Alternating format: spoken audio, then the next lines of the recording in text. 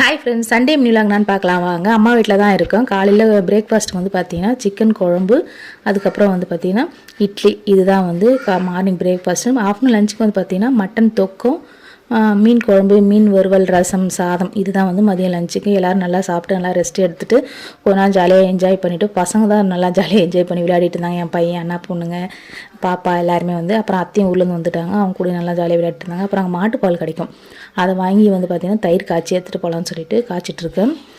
பாப்பா வந்து நல்லா என்ஜாய் பண்ணி விளாண்டாங்க. ஆனால் கொஞ்சம் ஃபீவராக இருந்தது இந்த வேக்சினேஷன் போட்டதுனால.